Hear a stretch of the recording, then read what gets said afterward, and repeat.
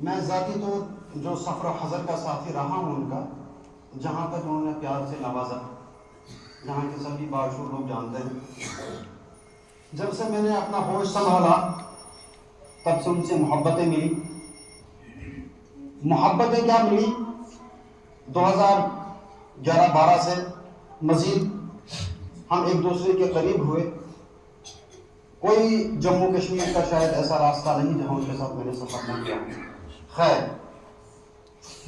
بات نسبتوں کی ہے، بات نسبتوں کی ہے، ورنہ حجر اسود بھی تو ایک پتھر ہے۔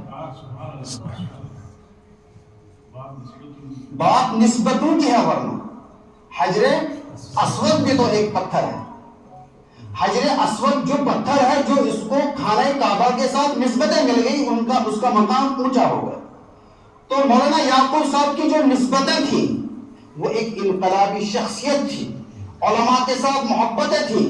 ان کو جو جہاں تک میں نے پرکھا جانچا، جو محبتیں ان کو حضرت مولانا رحمۃ اللہ میر صاحب قاسمی دامت برکاتہم عالیہ کے ساتھ تھی، وہ سبھی کے ساتھ تھی، لیکن ان کے ساتھ جو لگاؤ تھا وہ اس کا میں شاہد ہوں، اس کا میں شاہد ہوں۔ تبھی جا کر ہمارے بزرگوں نے، ہمارے بڑوں نے، مفتی ذوالفقار صاحب نے بہرحال ان کی فرمائش پر حضرت مولانا رحمۃ اللہ صاحب میر قاسمی علیہ دامت برکاتہم عالیہ کو دعوت دی کہ وہ جنازہ پر تشریف لائیں۔ خیر، بات کو لمبا نہ کرتے ہوئے میں ایک ہلکا سا ایک واقعہ سناتا ہوں۔ ان کی انقلابی سوچ سفر کے اندر، چونکہ صحابہ کرام رضوان اللہ تعالیٰ علیہ جو کتابوں میں ہم نے پڑھا ہے، بڑوں سے سنا ہے کہ معاملات کسی کے اچھے اور بڑا ہونے کی دلیل دو چیزوں سے ثابت ہوتی ہے۔ نمبر ایک، یا تو کسی کے ساتھ سفر کیا ہو تب جا کر اس کے صحیح ہونے کی آپ گواہی دے سکتے ہیں، ہاں یہ بندہ صحیح ہے، یا کسی کے ساتھ معاملات کے لین دین کیا ہو۔ الحمدللہ میں نے سفر کیا ہے اور معاملات بھی کیے ہیں۔ ایک واقعہ یہ کہ ایک مرتبہ بھی کسی جگہ میں نے سنا ہے، ابھی 2 سال پہلے جموں کے اندر ایک مان لیں ایک نازک حالات مولانا کے اوپر آئے، بہت ہی نازک حالات۔ آپ حضرت مولانا مفتی ذوالفقار صاحب، مولانا محمد فاروقی صاحب اس چیز کے شاہد ہیں، اور بقیہ حضرات بھی۔ تو خیر، مجھے حکم ہوا تو آپ میرے ساتھ چلیں۔ یہاں سے بوریا بستر لے کر وہ نکل چکے تھے، بستر لے کے وہ نکلے۔ پھر میں نے جس بندے کو استعمال کیا، ظاہر سی بات ہے جب ہم خیریت سے واپس آئے وہاں سے، الحمدللہ جس بندے کو استعمال کیا اس کا احسان تو ہوتا ہی ہے نا، من لم یشکر الناس لم یشکر اللہ۔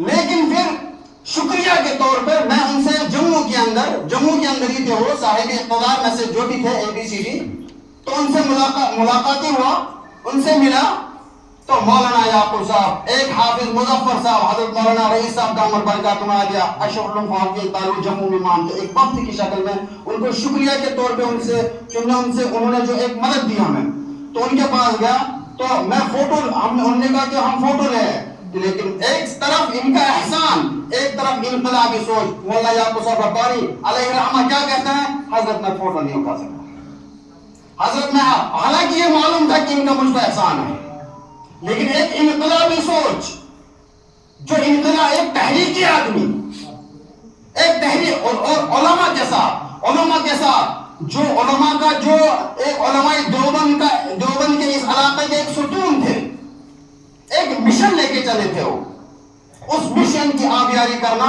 ہم سب کی ذمہ داری ہے، خاص کر ان کے اولادوں میں سے میں گزارش کروں گا کہ دین کے ساتھ جڑے رہے، اور اپنے اکابرین سے گزارش کروں گا کہ ملاقاتیں ضروری ہیں، اگر یہ نسبتیں بچانی ہیں، لگا کر چھوڑ دینے سے پودا سوکھ جاتا ہے۔ اگر آپ ان درختوں کی ان پودوں کی آبیاری نہیں کریں گے تو خدا نہ خواستہ اس کے سوکھنے کا بھی خطرہ ہے۔